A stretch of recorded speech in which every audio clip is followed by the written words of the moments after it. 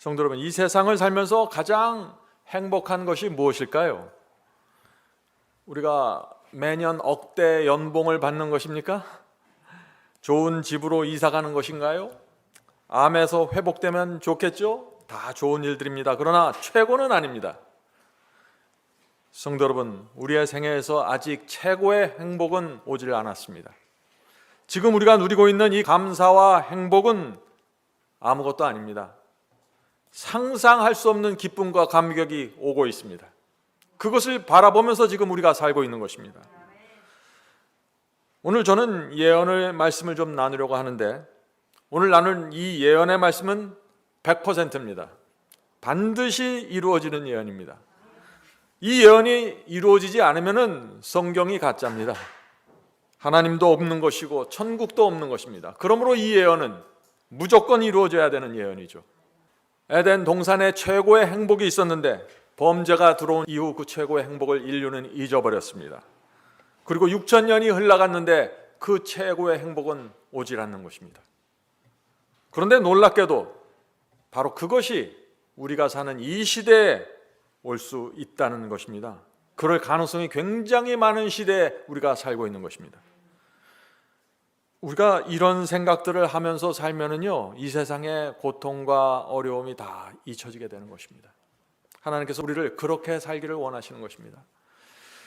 자, 바울은 우리가 맞이하게 될 그 최고의 행복한 사건에 대해서 이렇게 말합니다. 고린도전서 2장 9절입니다. 고린도전서 2장 9절. 기록된 바 하나님이 자기를 사랑하는 자들을 위하여 예비하신 모든 것은, 자, 하늘에 있는 모든 것은 눈으로 보지 못하고 귀로도 듣지 못하고 사람의 마음으로도 생각지 못하였다 함과 같으니라. 자, 여기서 바울이 무엇을 말하고 있죠? 지금 천국을 말하는 것입니다. 하늘을 말하고 있는 것입니다. 성도 여러분, 하늘은 상상할 수도 없는 곳이라고 지금 말하고 있는 것입니다. 한 번도 가본 적이 없고 이 지구에 그런 곳이 없어요. 그래서 우리가 알 수가 없는 것입니다.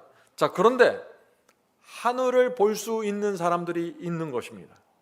어떤 사람들이 볼 수 있을까요? 10절입니다. 고린도전서 2장 10절 이어집니다. 오직 하나님이 성령으로 이것을, 하늘입니다, 이것을 우리에게 보이셨으니 성령은 모든 것 곧 하나님의 깊은 것이라도 통달하시느니라. 성도 여러분, 오늘 우리가 그래서 성령을 통해서 하늘을 보려고 하는 것입니다. 기도하는 마음으로 오늘 성령 충만함으로 하늘을 보게 되길 간절히 바랍니다. 자, 하늘은 어디 있습니까? 하늘은 어떻게 생겼을까요? 하늘의 정부의 수도는 어디입니까? 어떤 사람들이 그곳에서 살며 천사들은 거기서 무엇을 할까요? 이런 얘기들은 우리의 마음을 정말 익사이팅하게 만들기 충분한 얘기죠. 자, 우리는 그래서 하늘에 대해서 가장 자세히 기록한 책을 좀 들어가 보아야 되는 것입니다. 하늘에 대해서 가장 자세히 기록한 책, 어떤 책이죠? 요한계시록입니다. 오늘 많은 사람들이 요한계시록은 덮은 책이고 위험한 책이라고 말하죠. 잘못 건드리면 큰 문제가 생긴다고 생각합니다. 무지에서 나온 이야기입니다. 요한계시록은요, 성경의 결론입니다. 가장 감격적인 소망이 요한계시록에 기록되어 있습니다. 그래서 요한계시록을 모르면 소망 없이, 확실한 소망이 없이 이 세상을 살 수밖에 없는 것이죠. 자, 이제 지금부터 지금 이 세상 사람들이, 아니 그리스도인들이, 대부분의 사람들이 보지 못했던 하늘의 모습을 우리가 살펴보려고 하는 것입니다. 자, 요한계시록 21장 1절입니다. 요한계시록 21장 1절. 또 내가, 자, 요한이 설명하는 것입니다. 또 내가 새 하늘과 새 땅을 보니, 자, 장차 우리가 살 것이 바로 여기입니다. 새 하늘과 새 땅입니다. 새 하늘과 새 땅을 보니 처음 하늘과 처음 땅이 없어졌고 바다도 다시 있지 않더라. 지금 우리가 보고 있는 것은 처음 하늘과 처음 땅입니다. 지금 우리가 보고 있는 이 모든 것들은 다 사라져 버릴 것입니다. 새 하늘과 새 땅이 영원히 존재하는 것입니다. 또 내가 보매 거룩한 성새 예루살렘이 하나님께로부터 하늘에서 내려오니 그 예비한 것이 신부가 남편을 위하여 단장한 것 같더라.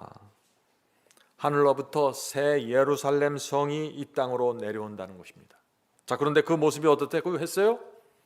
신부가 남편을 위하여 단장한 것 같이 아름답다고 했습니다. 이 사도 요한의 눈에는 이 남편을 위해서 단장한 신부가 제일 아름다웠던 것 같아요. 그래서 지금 이렇게 설명하는 것입니다. 자, 그런데 이 놀라운 것은 이 하나님께서 예루살렘 성에서 구원받는 성도들과 우리와 함께 영원히 산다는 것입니다. 자, 그 말씀을 읽어보겠습니다. 요한계시록 21장 3절 4절. 요한계시록 21장 3절 4절. 내가 들으니 보좌에서 큰 음성이 나서 가로되 하나님의 장막이 사람들과 함께 있으며 하나님이 저희와 함께 거하시리니. 성도 여러분, 생각해 보세요. 눈만 뜨면은 쳐다보면 항상 하나님이 그곳에 계신 것입니다. 그곳에 가서 만날 수 있고 대화할 수 있는 곳입니다. 그것이 하늘입니다. 저희는 하나님의 백성이 되고 하나님은 친히 저희와 함께 계셔서 모든 눈물을 그 눈에서 씻기심에 다시 사망이 없고 애통하는 것이나 곡하는 것이나 아픈 것이 다시 있지 아니하리니 처음 것들이 다 지나갔음이라. 성도 여러분, 이것이 우리가 들어가서 살게 할 하늘 새 예루살렘 성입니다. 하나님께서 우리의 눈물을 씻겨 주신다고 했습니다. 이 세상에 살면서 아팠던 일들, 고생했던 일들, 잘못된 가르침에 속아서 수년 동안 헛된 세월을 보냈던 일들, 모든 것들을 다 하나님께서 씻어 주신다는 것입니다. 자, 하나님께서 눈물을 한번 씻겨 주시면 그 다음날 또 눈물이 나올까요? 안 나오는 것입니다. 영원히 눈물이 그쳐진다는 것이죠. 사도 요한은 그래서 다시 사망이 없고 애통하니나 곡하는 것이 아픈 것이 다시 있지 아니하리고 처음 것들이 이 땅에 있었던 모든 것들이 다 지나가 버리겠다고 말하는 것입니다. 저는 이곳에 가기 원합니다. 여러분은 어떻습니까? 이것이 우리의 최고의 행복이 바로 여기에 있는 것입니다. 자, 그런데 이 하늘은 사도 요한만 본 것이 아니에요. 사도행전에도 또 하늘이 나옵니다. 사도행전 3장 20절 21절. 사도행전 3장 20절 21절. 주께서 너희를 위하여 예정하신 그리스도 곧 예수를 보내리니. 자, 예수를 보내신다는 것입니다. 재림입니다. 재림은 예정되어 있는 것입니다. 반드시 오시는 것이죠. 하나님이 영원 전부터 거룩한 선지자의 입을 의탁하여 말씀하신 바 만유를 회복하실 때까지는 하늘이 마땅히 그를 받아두리라. 하나님께서 만유 모든 것을 회복시키실 것입니다. 죽음과 질병의 상처가 남아있는 모든 것들을 다 회복시켜 주시는 것입니다. 그런데 언제 회복시켜 주신다고요? 예수께서 재림하실 때 완전하게 회복시키신다는 것입니다.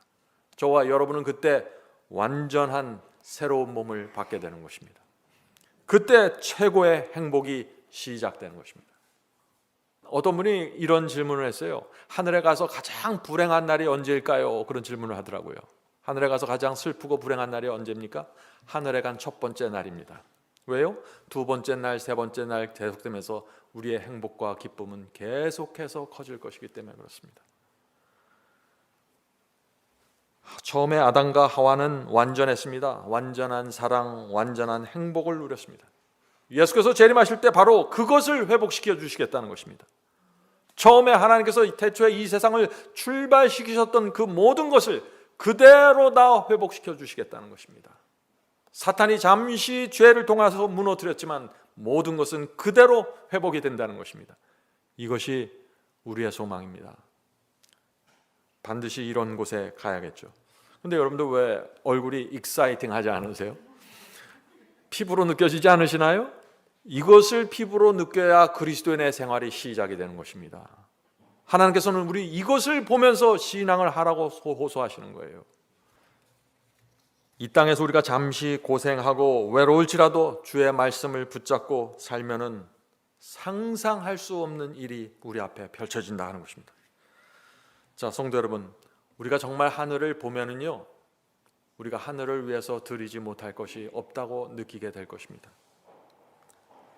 하늘에 가면 이 땅에서 했던 고생과 아픔이 아무것도 아니라는 사실을 우리가 알게 될 것입니다. 만약 아담과 하와가 선악과를 따먹지 않았다면 이 지구에는 죄와 슬픔과 고통이 없었을 것입니다. 완전한 행복이 지금까지 유지됐을 것이죠. 그러나 그들이 사탄의 유혹에 넘어갔습니다. 하나님께서는 이 선악과를 따먹으면 정령 죽을 것이라고 경고하셨는데 사탄은 먹어도 된다고 유혹했던 것입니다. 아담과 하와는 이 두 말 중에서 누구의 말을 들을 것인가 결정해야 되는 것입니다. 성도 여러분, 항상 이슈는 이것입니다. 우리를 위해서 이 아름다운 지구와 영원한 행복을 회복시켜 주시겠다고 약속하시는 하나님께 순종할 것인가? 아니면 사탄의 유혹을 따라서 이 세상에서 잠시 즐거움을 누릴 것인가? 둘 중에 하나예요. 항상 우리는 날마다 이 이슈를 앞에 놓고 살아가게 되는 것입니다. 그래서 로마서 6장 16절에 바울이 이렇게 말하는 것입니다.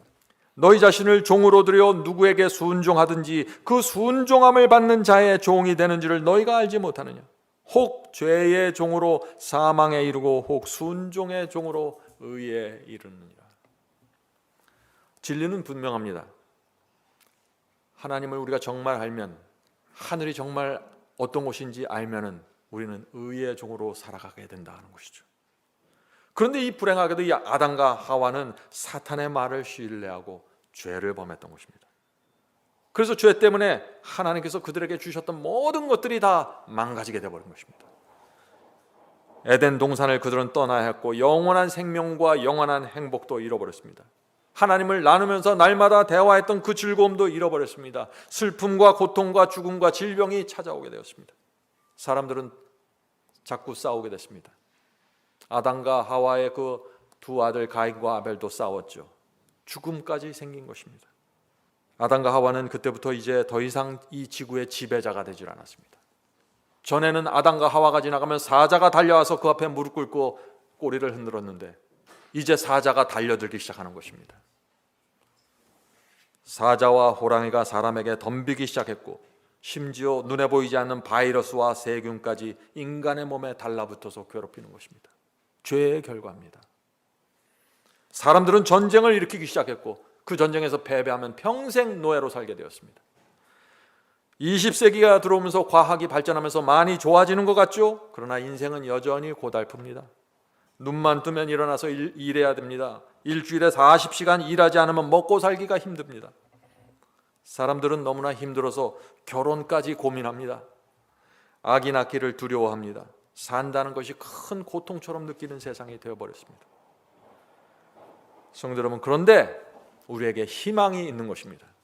하나님을 믿는 백성에게만 희망이 있는 것입니다. 하나님께서는 이 모든 것을 다시 내가 원래대로 회복시켜 주시겠다고 약속하신 것입니다. 그리스도인은 이 약속을 붙잡고 사는 사람들입니다. 하나님께서 한번 말씀하시면 그것은 믿을만 할까요? 그렇습니다.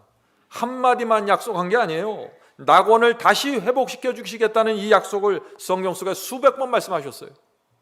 이 말씀을 믿지 못한다면 하나님을 믿는 사람이 아니죠. 하나님께서 그 약속을 지키기 위해서 당신의 아들까지 십자가에 매달아 죽이신 것입니다. 그 약속 지키시겠다고 그렇게 하신 것이에요. 성도 여러분, 우리가 하나님께서 이 세상을 완전히 에덴 동산으로 회복시켜 주신다는 이 말씀을 믿고 살아야 됩니다. 자, 이제 질문을 드립니다. 자, 구약시대 믿음의 조상들에게 하나님께서 약속하신 것과 모든 것을 회복시키고 하늘로 데려가겠다는 이 약속과 신약시대 우리에게 약속하신 것이 같을까요? 다를까요? 하나님께서 구약시대는 이런 약속을 하고 신약시대는 다른 약속을 한 것입니까? 아니면 항상 동일한 약속을 해오신 것입니까? 네, 항상 동일한 약속을 하신 것입니다. 자, 이제 오늘 우리가 그 문제를 좀 살펴보려고 하는 것입니다. 히브리서 11장 보겠습니다. 히브리서 11장 8절부터 10절. 믿음으로 아브라함은 부르심을 받았을 때 순종하여 장래 기업으로 받을 땅에 나갈새 갈 바를 알지 못하고 나갔으며. 하나님께서 우리의 생애 속에 그곳을 떠나라고 말씀하십니다. 아브라함에게도 그 말씀을 하신 것입니다. 아브라함은 갈 바를 알지 못했지만 하나님의 부르심을 받고 떠났다고 했습니다. 고향을 떠난 것입니다. 고향을 떠나는 것이 쉽나요? 고향은 안전한 곳입니다. 고향을 떠난다는 것은 자기를 보호해줄 친구나 가족, 친척이 없다는 것이죠. 위험한 것입니다. 언제 도적대가 나와서 강도질을 할지 모르는 것이죠. 그런데 아브라함은 떠난 것입니다. 성도 여러분, 우리가 하나님의 말씀대로 살기 위해서 내가 있던 장소를 떠나고 고향을 떠나고 편안함을 떠나고 내가 오래 다니던 정들었던 교회를 떠나는 것, 아브라함의 믿음을 따라가는 결정입니다. 그것을 이해하셔야 돼요. 갈 바를 알지 못하고 떠난 이 아브라함에게 하나님께서 약속을 주시는 것입니다. 무슨 약속을 주실까요? 9절 10절입니다. 9절 10절. 믿음으로 그는 낯선 나라에 머무는 것 같이 약속의 땅에 머물렀고 자기와 함께 동일한 약속의 상속자가 된 이삭과 야곱과 함께 장막들에 거하였으니. 자, 아브라함이 부르심을 받고 고향을 떠났을 때 그는 약속의 상속자가 되었죠. 자, 10절 보겠습니다. 이는 그가 기초들이 있는 한 성을 바랐기 때문이라. 자, 아브라함이 간절히 바라보고 기대했던 그 성이 무엇인가요? 그 성은 한 성인데 어떤 성입니까? 계속해서 읽어보죠. 그곳의 건축자와 만드신 분은 하나님이시라. 아브라함이 하나님께 약속을 받았습니까? 예, 한 성에 대한 약속을 받았습니다. 거기 들어가서 살 수 있다는 약속을 받은 것입니다. 근데 그 성은 누가 만들었다고요? 하나님께서 건축자이고 만드신 분이라고 했습니다. 자, 그렇다면 이 성은 어디에 있는 성일까요? 이 질문 중요한 질문입니다. 하늘에 있는 새 예루살렘입니다. 성도 여러분, 하나님께서 약속하신 이 성, 하늘 예루살렘 성이 틀림없습니다. 아브라함의 믿음은 어떤 믿음입니까? 주님의 말씀을 따라 고향을 떠나 외국 땅에서 이곳저곳 장막을 치면서 살면, 나그네처럼 살면은 하나님께서 약속하신 하늘 예루살렘 성에 들어갈 수 있다는 그 약속을 받는 믿음입니다. 그것이 아브라함의 믿음입니다. 그것을 위해서라면 고향도 떠나고 외국 땅에서 고생하면서 인생의 모든 시간을 보내도 좋다고 받아들이는 믿음입니다. 그것이 아브라함의 믿음입니다.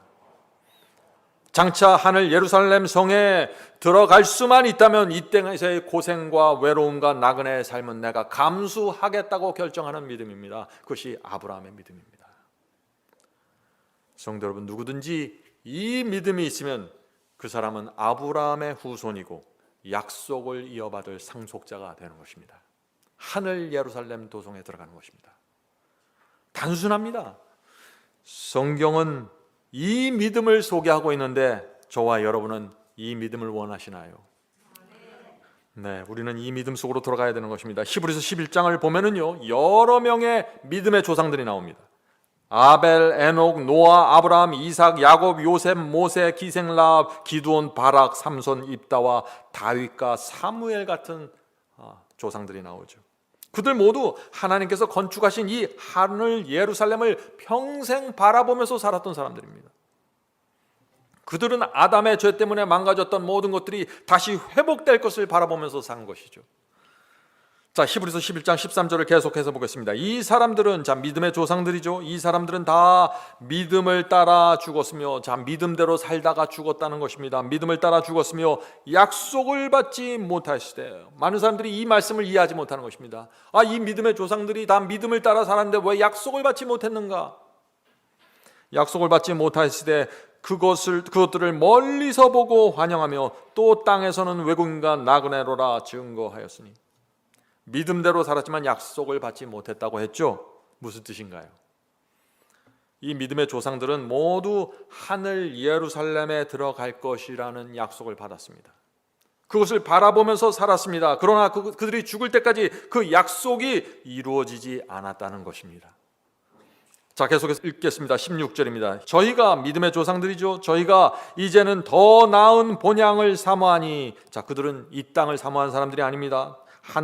더 나은 하늘 본향을 사모했어요. 더 나은 본향을 사모하니 곧 하늘에 있는 것이라. 그러므로 하나님이 저희 하나님이라 일컬음 받으심을 부끄러워 아니하시고 저희를 위하여 한 성을 예비하셨느니라. 이 말씀이 무슨 뜻인가요? 하나님께서 예비하신 한 성이 어떤 성입니까? 유대인들이 만든 중동의 예루살렘인가요? 하나님께서 예비하신 하늘 예루살렘입니까?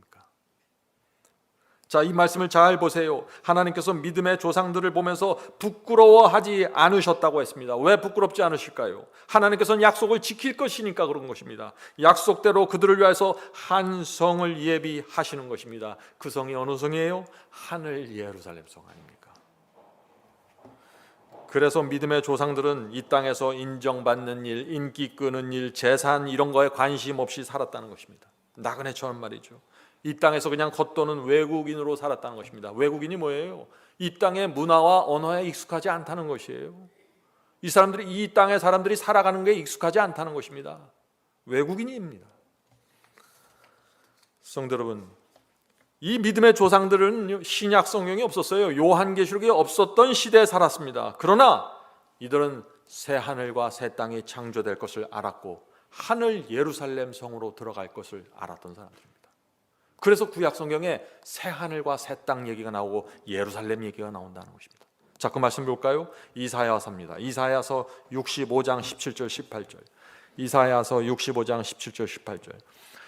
보라, 내가 새 하늘과 새 땅을 창조하노니. 자, 계시록에 나오는 새 하늘과 새 땅이 지금 이사야서에 나오죠. 구약 시대에 이미 계시가 주어진 것입니다. 성도 여러분, 이것을 아셔야 돼요. 요한계시록에 나오는 말씀의 75% 이상은 구약 성경에서 가져온 것입니다. 그래서 구약 성경을 이해하지 못하면 요한계시록을 해석할 수가 없는 것이에요. 75% 이상은 이미 구약 시대 하나님의 놀라운 예언과 계시로 존재했던 것입니다. 자, 계속해서 읽어보죠. 새 하늘과 새 땅을 창조하느니 이전 것은 기억되거나 마음에 생각나지 아니할 것이라. 18절. 너희는 나의 창조하는 것을 인하여 영원히 기뻐하며 즐거워할지라. 보라, 내가 예루살렘으로 인하여 즐거움을 창조하며 그 백성으로 기쁨을 삼고. 자, 성도 여러분, 요한계시록 21장에 새 하늘과 새 땅의 창조 보았죠? 하늘 예루살렘 성이 나오는 것을 우리가 앞에서 보았죠? 그런데 이사야 65장에서도 지금 똑같은 장면이 반복되는 것입니다. 새 하늘과 새 땅이 나오고 예루살렘 성이 또 나오는 것입니다. 앞에서 읽었던 것처럼 히브리서 11장 믿음의 조상들 모두 한 성을 바라보면서 죽었다고 했습니다. 그들은 장차 새 하늘과 새 땅에서 하나님께서 직접 건축하실 하늘 예루살렘 성을 바라보면서 살았던 사람들입니다. 하나님께서는 믿음의 조상들에게 성을 분명히 약속했습니다. 그들 모두는 그러나 약속의 성취를 보지 못하고 죽었다고 했어요. 히브리서 11장 보겠습니다. 히브리서 11장 32, 39절. 내가 무슨 말을 더 하리요? 기드온, 바락, 삼손, 입다와 다윗과 사무엘과 및 선지자들의 일을 말하려면 내게 시간이 부족하리로다. 이 사람들이 다 믿음으로 증거를 받았으나 약속을 받지 못하였으니. 이 말씀이 무슨 뜻입니까? 믿음의 조상들은 증거를 받았지만 약속을 받지 못했습니다.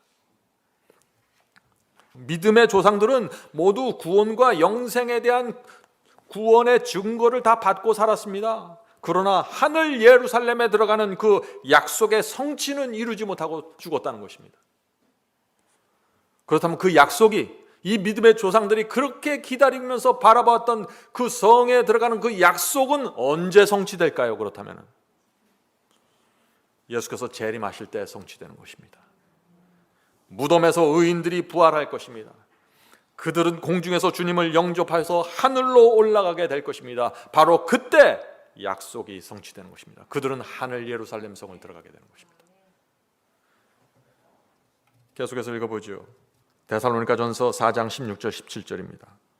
주께서 호령과 천사장의 소리와 하나님의 나팔로 친히 하늘로 쫓아 강림하시리니. 그리스도의 재림의 장면이죠. 그리스도 안에서 죽은 자들이 먼저 일어나고, 자, 재림 때 그리스도 안에서 죽은 자들이 부활합니다. 의인들이 부활하는 것입니다. 그 후에 우리 살아남은 자도 저희와 함께 구름 속으로 끌어올려. 예수께서 재림하실 때 살아서 주님의 재림을 맞이하는 그들도 죽은 의인들과 함께 살아서 같이 끌어올려서 공중에서 주를 영접하게 하시리니 그리하여 우리가 항상 주와 함께 있으리라. 자, 구원받은 성도들, 죽은 의인들이 주님과 항상 함께 있는 때는 언제인가요? 그리스도의 재림의 때입니다. 공중에서 주님을 영접했을 때입니다. 그때부터 이들은 영원히 그리스도와 함께 존재하게 되는 것입니다. 하늘 예루살렘에 들어가는 약속이 바로 그때 이루어지는 것입니다. 그래서 히브리서 11장에 나오는 많은 믿음의 노독들이 약속을 받지 못하고 죽었다고 한 것입니다. 믿음대로 살았지만 약속을 받지 못하고 죽었다. 한 성을 바라보면서 말이죠. 성도 여러분, 이 땅은 우리가 살 곳이 아닙니다. 우리가 살 곳은 하늘입니다. 우리가 상상할 수 없는 흥분과 재미가 하늘에 있는 것입니다. 영원이라는 세월이 있는 것이죠. 자, 이사야서 11장 6절부터 9절은 다시 하늘을 이렇게 설명합니다. 보세요.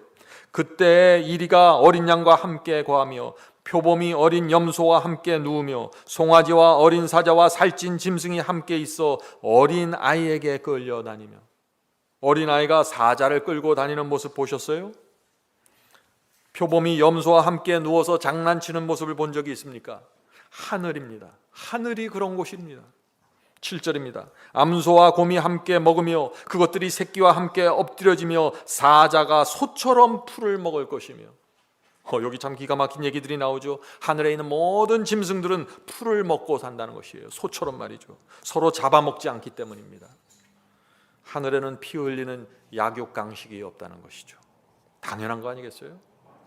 새하늘과 새 땅의 짐승들은 에덴 동산에서 하나님께서 창조하신 그대로 회복이 되는 것입니다. 에덴 동산에서 그러면 소들과 양들과 사자와 맹수들이 풀을 먹었을까요? 창세기 1장 보세요. 1장 30절입니다. 창세기 1장 30절에 하나님께서 짐승과 공중에 나는 새들을 창조하시고 이렇게 말하십니다.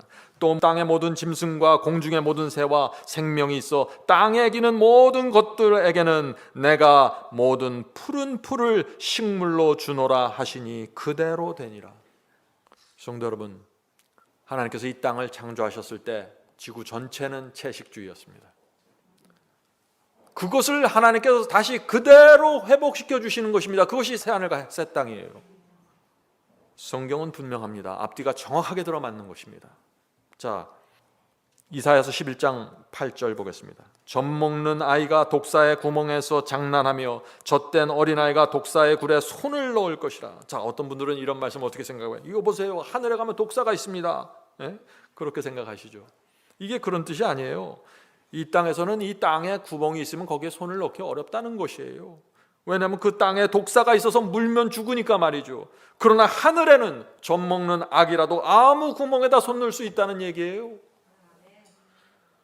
성경을 어떻게 그렇게 보는지는 저는 이해가 안 돼요. 왜 성경을 그렇게 해석하는지. 자, 9절 보겠습니다. 나의 거룩한 산 모든 곳에 해됨도 없고 상함도 없을 것이니 이는 물이 바다를 덮음 같이 여호와를 아는 지식이 세상에 충만할 것입니다. 하늘에 가야 여호와에 대한 지식이 충만해지는 것입니다. 이 땅에서는 자꾸 그래서 하나님의 말씀을 오해하는 일들이 생기는 것입니다. 인간의 수준에서, 인간의 본성 속에서 하늘을 바라보니까 전부 자기 같은 줄 알죠. 성도 여러분, 하늘은 안전한 곳입니다. 평화로운 곳입니다. 어디를 가든 해가 없습니다. 그것이 바로 우리가 살 곳입니다. 이 땅이 아닙니다. 더 이상 여기에 미련 두지 마세요.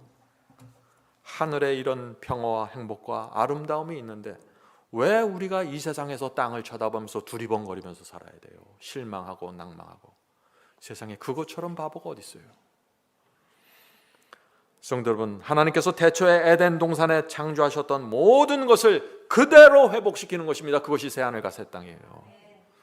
지금 여러분이 사는 곳이 아무리 좋아도, 아무리 만족할지라도, 아무리 안전하고 평화로울지라도 그곳과 비교하면 아무것도 아닙니다. 성도 여러분, 우리는 이 땅에서 외국인과 나그네로 살아야 하는 것입니다. 왜냐하면 이 땅에 볼 곳이 없습니다. 그렇게 사는 자들이 하늘 예루살렘 도성을 들어가게 되는 것입니다. 하나님께서 하늘을 예비해 두고 계신데 왜 우리가 그곳을 바라보지 않고 땅을 바라보면서 살아요? 일주일에 한 번씩 교회 나오는 분들 보면 어깨가 푹 처져 있어요. 그렇게 하지 말고 오늘 이 받았던 이 말씀을 일주일 내내 갖고 하늘을 보면서 사셔야 돼요. 그런 사람들이 좁은 길을 끝까지 가는 것입니다. 좁은 길은 힘들어 죽겠는데 이를 악물고 가는 길이 아니에요. 하늘을 바라보면서 기쁨이 충만해서 감사해서 가는 길입니다. 이제 여러분들은 오늘부터 눈을 돌려서 하늘을 바라보면서 사셔야 되는 것입니다. 만약 우리가 오늘 이 시간에 하늘을 바라보기 시작하면서 그렇게 산다면 우리의 남은 생애는 이 세상 사람처럼 살지 않게 될 것입니다. 자, 계속해서 하늘을 보죠. 이사야 33장 24절입니다. 이사야 33장 24절. 그 거민은, 자, 하늘 시민을 얘기하는 것이죠. 그 거민은 내가 병들었노라 하지 아니할 것이라. 이 말씀 얼마나 감사한 말씀이에요. 성도 여러분, 하늘에 가면 아무도 내가 아프다고 말하지 않을 것이에요. 아침에 일어나면 몸이 얼마나 뿌드득한지 모르겠어요. 여기저기 관절이 쑤시고 아픕니다, 저도. 그런데 거기에는 통증이 없다고요. 아침에 일어나도 괜찮습니다. 우울증도 없고 암도 없습니다. 완전한 면역 체계를 지닌 몸을 받기 때문이죠. 그런 사람들만 거기 사는 것입니다. 병원도 없고 의사도 없고 약국도 없습니다. 오늘날 은퇴자들이 가장 살기 원하는 것을 얘기하면 무엇을 얘기하는지 아세요? 대부분 호수가 있고 산이 있고 병원이 있고 약국이 있어야 됩니다. 그렇게 얘기하죠. 저는 그런 곳에 가지 않겠습니다. 하나님께서 우리에게 약속하신 것은 병원과 약국이 필요 없기 때문이죠. 계속해서 보겠습니다. 하늘은 이런 곳입니다. 이사야서 35장 5절입니다. 이사야서 35장 5절. 그때 소경의 눈이 밝을 것이며 귀머거리의 귀가 열릴 것이며. 성도 여러분, 예수께서 재림하실 때 악인들은 멸망합니다. 그런데 의인들에게는 모든 것이 회복된다는 것입니다. 에덴 동산 죄 범하기 이전의 상태로 모든 것이 돌아가고 회복되는 것입니다. 하나님께서 이것을 약속해 주신 것이에요. 이 약속이 언제 성취돼요? 예수께서 재림하실 때요. 이것이 재림신앙입니다. 재림신앙을 이해하지 못하면 참된 신앙의 중심으로 들어가지 못하는 것입니다. 부활의 아침이 되면 평생 소경으로 산 사람이 눈이 밝아질 것입니다. 날 때부터 귀머거리도 귀가 열릴 것입니다. 더 이상 신장 투석 필요 없어요. 이 의인들은 영생할 수 있는 완전한 몸을 받기 때문입니다. 지금 저와 여러분이 눈이 좋아봤자 20, 2.0, 2.0이죠. 그런데 새로운 몸을 받으면 시력이 어떻게 될까요? 엄청날 것입니다. 백두산에 앉아서 한라산에 앉아있는 사람과 보면서 대화하지 않겠어요? 제가 지금 과장하는 것 같아요? 아니에요. 잘 생각해 보세요. 성도 여러분, 우리는 장차 우주 여행을 할 사람들입니다.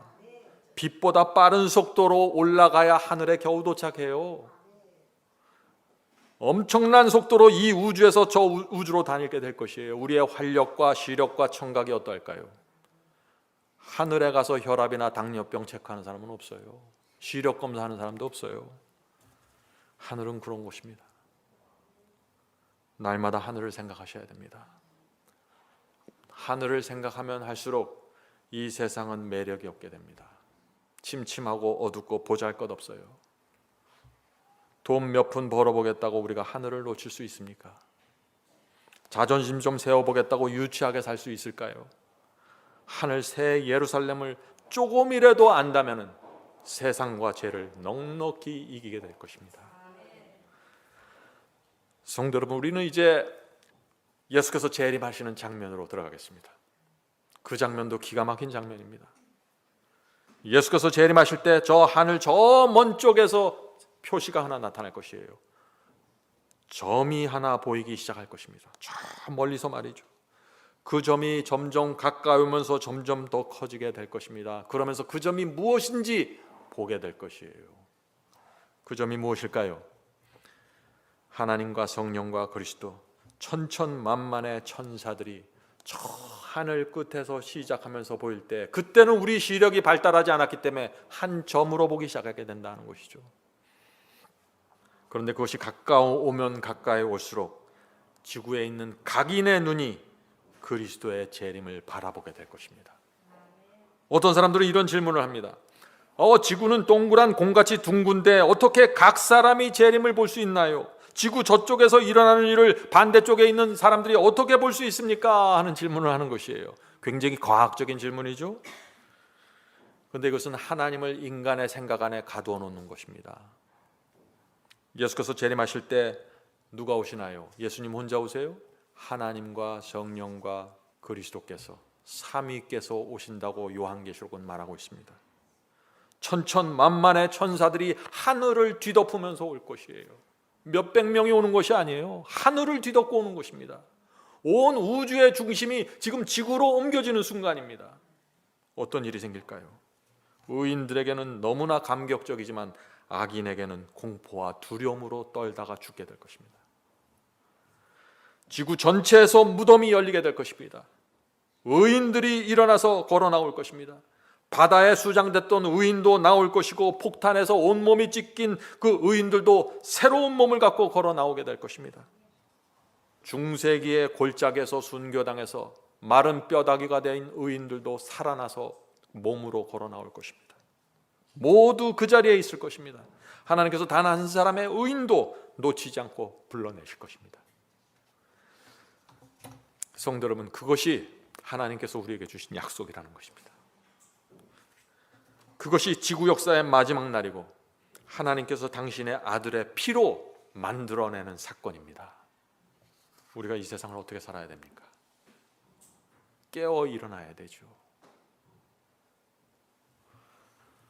하나님께서는 하늘의 과학을 통해서 모든 사람이 그날의 모든 사건을 듣고 볼 수 있도록 하실 것입니다. 인간도 인공위성으로 지구 저쪽 사건을 이쪽에서 다 볼 수 있게 하잖아요. 왜 하나님이 못해요? 근데 그것을 각인의 눈이 그리스도의 재림을 보겠다고 성경이 기록했으면 그 말씀을 받으세요. 인간의 과학으로 자꾸 재려고 하지 마세요. 그것처럼 어리석은 것은 없습니다.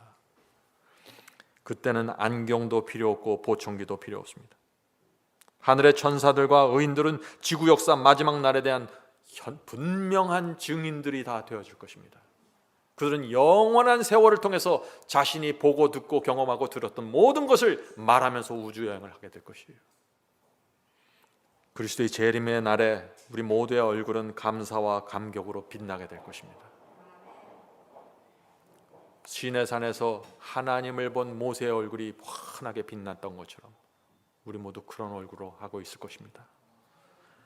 약속을 지키신 하나님께 나가 찬송 돌리게 될 것입니다.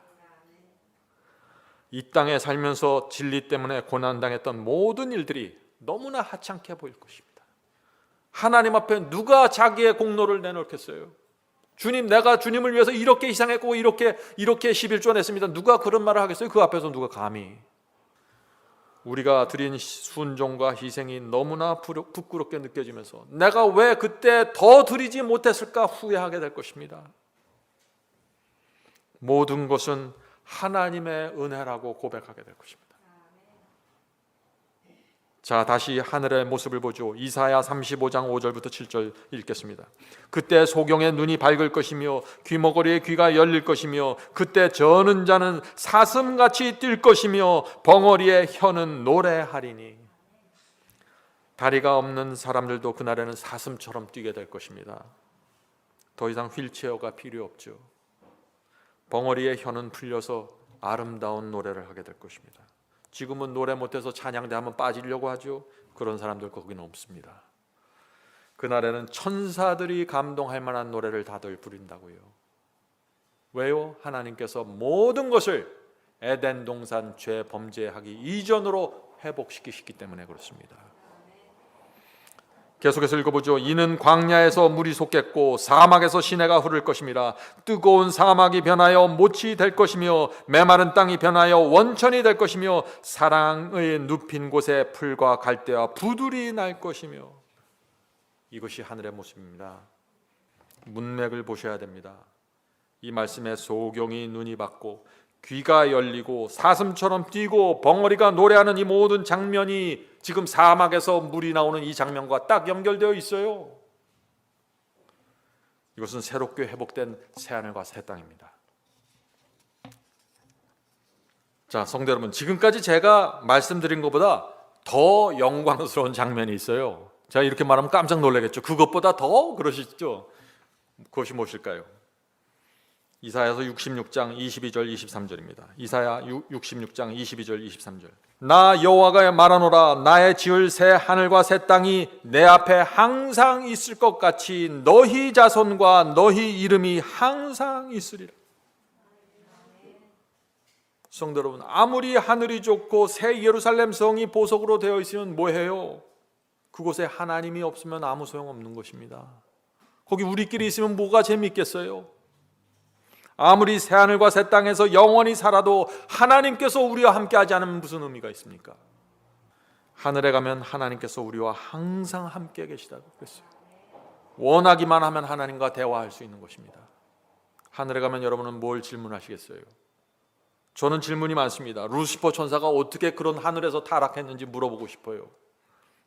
우주는 어떻게 시작됐는지, 어떻게 하늘에서 반역이 일어났는지, 아담을 보고 좀 붙잡고 따지고 싶어요. 당신은 왜 그런 짓을 했는지 말이죠. 질문할 것이 많습니다. 23절 보겠습니다. 이사야 66장 23절입니다. 여호와가 말하노라. 매 월삭과 매 안식일에 모든 혈육이 이르러 내 앞에 경배하리라. 성도 여러분, 하늘에서 우리는 매 월삭마다 매 안식일마다 하나님께 나가서 경배하게 될 것입니다. 예배드리는 것입니다. 상상해 보세요. 인류 역사에서 구원받은 모든 성도들이 하나님 앞에 나와 예배드리는 것입니다. 우주의 천사들과 함께 찬양대가 이루어질 것입니다. 아담도 그 자리에 있을 것입니다. 아담이 어디에 있을까요? 맨 앞자리에 앉아 있을지 모르겠죠. 아브라함도 있을 것입니다. 엘리야도 있습니다. 12 제자들도 그 자리에 있을 것입니다. 저와 여러분은 어디에 있을까요? 저는 저희 교인들과 함께 한 자리를 만들어서 같이 앉아 싶습니다. 얼마나 좋을까요? 그 자리에 빠진 분들이 있으면 될까요? 안 되는 것입니다. 한 분도 빠지지 않게 되길 간절히 바라는 것입니다. 성도 여러분, 이것은 진짜입니다. 우리는 가짜를 바라보면서 사는 사람들이 아니에요.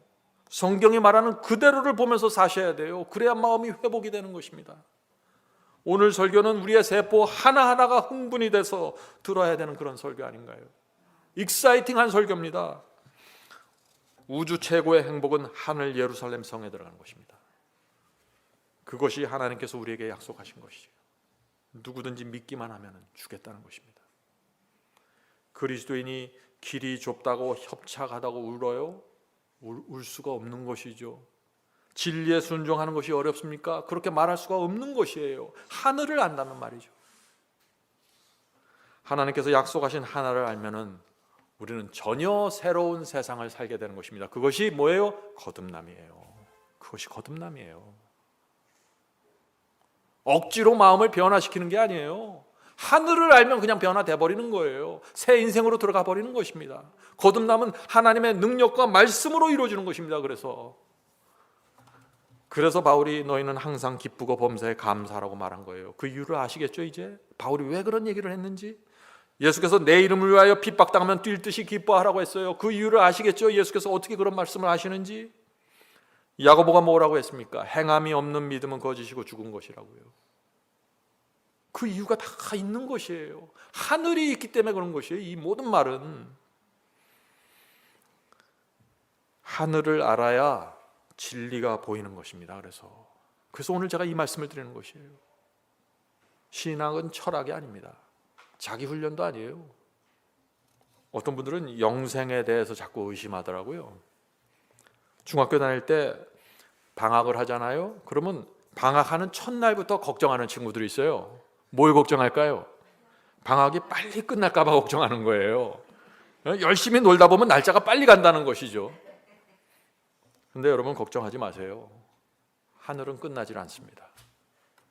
영원한 삶입니다. 끝이 없는 시간이에요.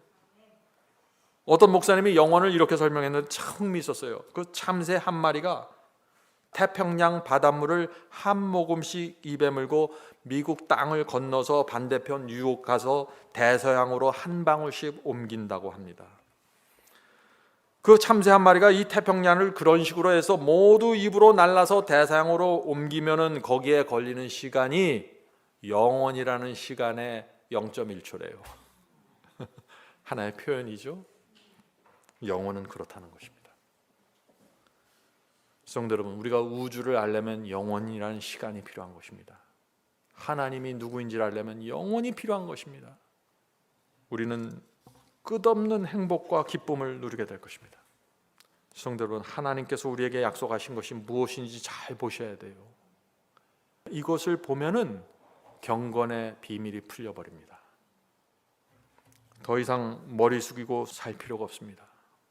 죄 범했어요? 회개하고 일어서서 다시 가면 되는 거예요. 왜 머리를 숙이세요? 왜 낙담을 하세요? 하늘은 여전히 존재하고 있는데 하나님께서 우리에게 무엇을 약속했는지 보셔야 되는 것입니다. 장사가 안 되십니까? 한숨 푹 쉬면서 기죽지 마세요. 그것이 무슨 큰 문제입니까? 하늘이 없어지나요? 하늘은 여전히 존재하고 하늘 예루살렘 성이 문을 열고 기다리고 있습니다. 우리는 그런 모습으로 살 사람들이 아닙니다. 미소와 행복이 우리 생애를 지배해야 되는 것입니다. 하늘에 가면은 모든 사람이 노래를 부르게 될 것입니다. 소프라노 하고 싶은 분들 실컷 소프라노 하세요. 전 테너 하겠습니다. 우리는 새 노래를 부르게 될 것입니다. 계시록 14장 3절입니다. 계시록 14장 3절. 저희가 보좌와 내 생물과 장로들 앞에서 새 노래를 부르니. 자, 지금 하늘 보좌 앞에서 새 노래를 부르는 것입니다. 땅에서 구속함을 얻은 14만 4천인 밖에는 능히 이 노래를 배울 자가 없더라. 자, 하늘에 가면은 새 노래를 부른대요. 우린 새 노래를 만들 것입니다. 가사를 만들고 곡을 만들어야겠죠. 음악 모르시나요? 걱정하지 마세요. 범죄하기 이전에 완전한 상태로 회복되는 것입니다. 우리의 간증을 곡으로서 만드는 것입니다. 고난 속에서 주께서 건져주셨던 노래, 끈질기게 붙잡혀 있던 그 죄에서 해방된 그 경험의 노래, 내 경험과 간증을 노래로 만들어서 하나님과 보좌와 천사들 앞에서 부르는 것입니다. 영원한 시간이 필요한 것입니다. 죄가 무엇인지도 모르는 천사들은 우리의 경험의 노래를 들으면서 죄가 저런 것인가, 승리가 저런 것인가 그렇게 바라볼 것이에요. 그들은 모르는 것입니다. 죄와 타락과 부패가 뭔지를 모르는 것이에요. 계속해서 옆에서 지켜보면서 구경을 하고 온 것입니다. 성도 여러분, 행복과 기쁨과 감사와 만족이 끝없이 넘치는 삶, 그런 삶이 있을까요? 있습니다. 행복과 기쁨, 감사, 만족이 흘러 넘치는 날이 끝없이 이어지는 것입니다. 그것이 하늘입니다. 우리는 날마다 하늘에 가서 내가 정말 이렇게 행복해도 될까 고민하게 될 것입니다. 네? 성도 여러분, 하늘을 명상하세요. 승리의 비결입니다. 제가 우리 교회에서 늘 우리가 살아있는 동안 반드시 예수께서 재림하신다고 믿고 살으라고 호소하죠. 오늘 여러분들 그 이유를 아시겠죠? 제가 왜 그 말씀을 강조하는지. 거기서 엄청난 에너지와 파워가 나오는 것입니다. 재림신앙입니다. 하늘의 행복을 미리 땡겨서 맛보아야 되는 것입니다. 그렇게 하면 우리의 신앙과 인생에 혁명이 일어나게 될 것입니다. 이 교회가 폭발할 것입니다. 예수께서 십자가에 돌아가시기 전에 제자들을 불러놓고 재림의 약속을 주십니다. 이제 우리는 그 이유를 알겠죠. 요한복음 14장 1절부터 3절입니다. 요한복음 14장 1절부터 3절. 너희는 마음에 근심하지 말라. 하나님을 믿으니 또 나를 믿으라. 하늘이 있으니까 근심할 필요 없다는 것이에요. 내가 십자가에 달려 죽어도 걱정하지 말라는 것이에요. 약속은 반드시 이루어진다는 것입니다. 내 아버지 집에 거할 것이 많도다. 그렇지 않으면 너에게 일렀으리라. 내가 너희를 위하여 처소를 예비하러 가노니 가서 너희를 위하여 처소를 예비하면 내가 다시 와서 너희를 내게로 영접하여 나 있는 곳에 너희도 있게 하리라. 성도 여러분, 우리가 이 말씀을 믿어야 할까요? 믿어야 합니다. 누구든지 주님의 이 약속을 믿으면 인생의 모든 근심과 염려가 사라지게 되는 것입니다. 성도 여러분, 우리 신앙이라는 것은 뭐를 내가 억지로 만들어내는 것이 아니에요. 저는 오랫동안 주님을 믿으면서 그렇게 착각을 했어요. 내가 더 참아야지, 더 인내해야지, 내가 더 만들어내야지. 그게 아니에요. 하늘을 보면은 거기서 다 끝나버리는 거예요. 우울증 환자, 암 환자도 하늘을 보면은 자리를 박차고 근심, 걱정 다 잊어버리고 살게 되는 것입니다. 재림 앞에 이 주께서 주신 이 재림의 약속 앞에 서면은 아무리 교만한 자도 겸손하게 되고 두려웠던 자도 마음의 평안을 갖게 되는 것입니다. 인생의 우선순위가 완전히 곤두박질하는 것입니다. 뒤바뀌는 것이죠. 그것이 거듭남입니다. 자, 이제 요한계시록이 말하는 하늘을 다시 보겠습니다. 요한계시록 22장 5절입니다. 요한계시록 22장 5절. 다시 밤이 없겠고, 지금 하늘에 대한 얘기예요. 밤이 없습니다. 등불과 햇빛이 쓸데없으니 이는 주 하나님이 저희에게 비추심이라. 저희가 세세토록 왕노릇하리로다. 얼마나 영광스러운 장면입니까? 밤이 없는 곳입니다. 등불이 필요 없어요. 하나님의 영광이 하늘 전체를 영원토록 비춰준다는 것입니다. 이런 장면이 가능할까요? 가능하다고 말하고 있는 것이에요. 지금 성도 여러분, 우리가 무슨 대가를 지불해서도 이곳 가야 됩니까? 가야 되죠. 이성적으로 생각하면 결론이 나는 것입니다. 자, 이제 계시록 마지막 장으로 가겠습니다. 사도 요한은 계시록을 맞추면서 무엇을 강조할까요? 한번 보시죠. 계시록 22장 6절 7절. 계시록 21장 6절 7절. 또 그가 내게 말하기를 이 말은 신실하고 참된지라. 요한계시록의 모든 말은 신실하고 참되다고 지금 선언하는 것입니다. 주 곧 선지자들의 영의 하나님이 그 종들에게 결코 속히 될 일을 보이시려고 그의 천사를 보내셨다. 요한계시록은 뭐예요? 예수께서 속히 오시니까 준비하라고 주신 책이라 하는 것이죠. 성경에 나온 어떤 책도 그런 목적을 갖고 쓰여진 책은 없습니다. 사복음만 갖고는 알 수 없는 경건의 비밀이 이 요한계시록 속에 가득 차 있다 하는 것이죠. 보라 내가 속히 오리니 이 예언의 말씀을 지키는 자가 복이 있으라 하더라. 요한계시록은 진실한 말씀입니다. 속히 될 일을 보여주려고 기록된 책입니다.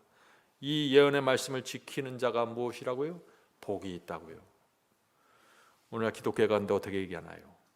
요한계시록에 대해서 무엇이라고 얘기합니까? 덮여진 책이고 이해할 수 없는 책이고 잘못 읽으면 지옥 가는 책이라고 말하고 있지 않습니까? 기만당한 것입니다. 요한계시록을 공부하지 못하게 막는 말들이 오늘날 인터넷에 얼마나 많이 있는지 모르겠어요. 그런 말 듣지 마십시오. 사도 요한의 말을 들어야 되는 것입니다. 사도 요한은 계속해서 말합니다. 요한계시록 22장 18절부터 20절입니다. 내가 이 책의 예언의 말씀을 듣는 각인에게 증거하노니 만일 누구든지 이것들 외에 더하면 하나님이 이 책에 기록된 재앙들을 그에게 더할 것이요 만일 누구든지 이 책의 예언의 말씀에서 제하여 버리면 하나님이 이 책에 기록된 생명나무와 및 거룩한 성에 참여함을 제하여 버리시리라. 하늘 도성에 못 들어간다는 거예요. 요한계시록이 이 책의 말씀을 방해하거나 덮거나 막는 사람들 하늘 도성에 결단코 들어가지 못하게 하는 거예요.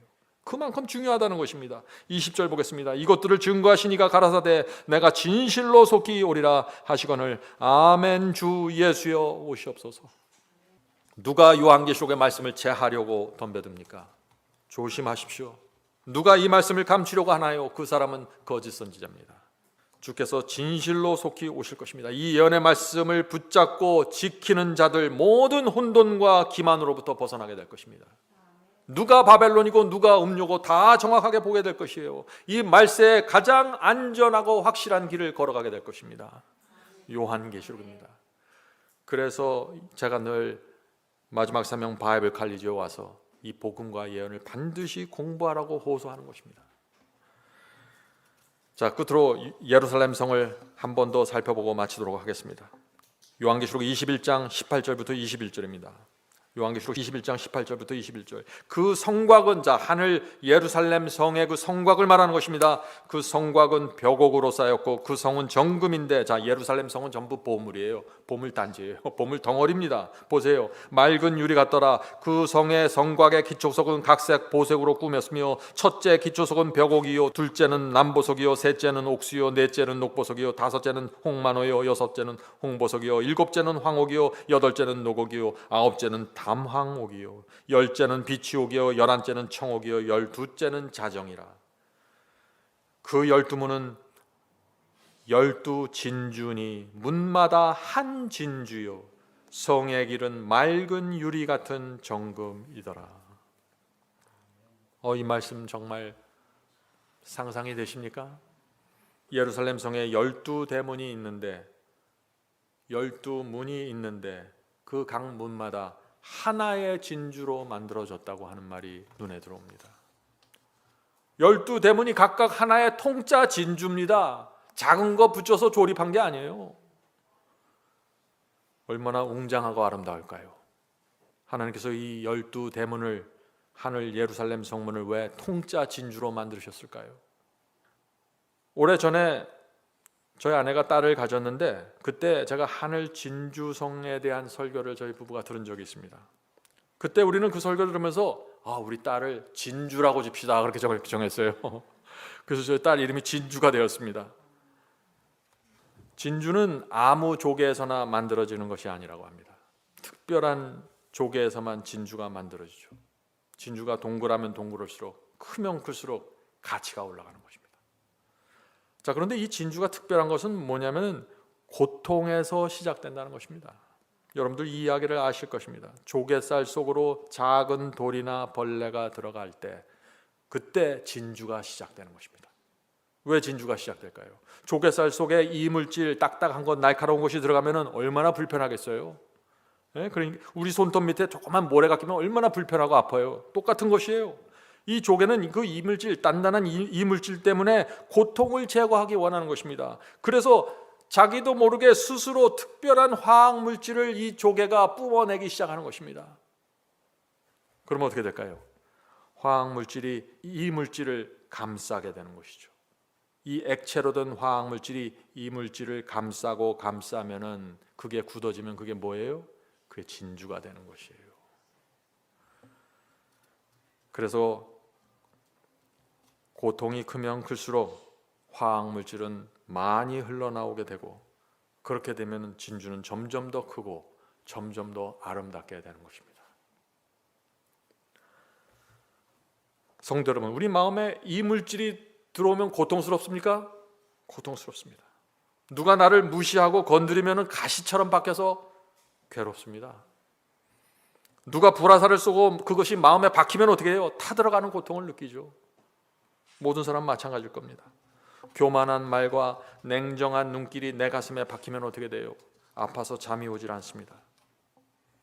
어떻게 해야 될까요? 그 사람과 만나서 한번 삼자 대면하면서 한번 멱살 잡고 한번 싸워봐야 될까요?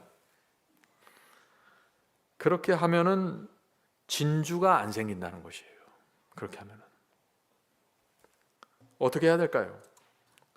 조용히 기도하고 주님께 이 모든 고통을 드려야 된다는 것입니다. 하나님께서 허락하신 이 고난과 고통, 주께서 아시니 책임져 주십시오.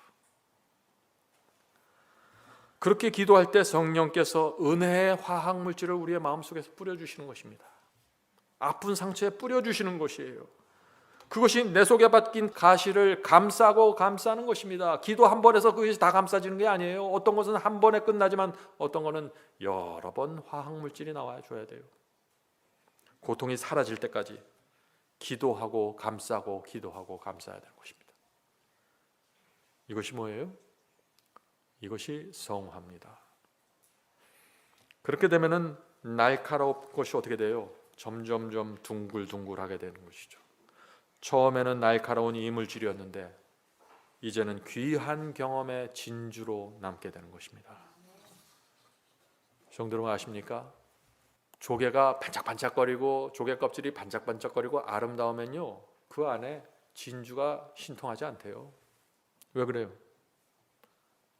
안에 만들 때 사용해야 될 그 화학물질을 전부 조개 껍질 치장하는 데 다 써버렸어요.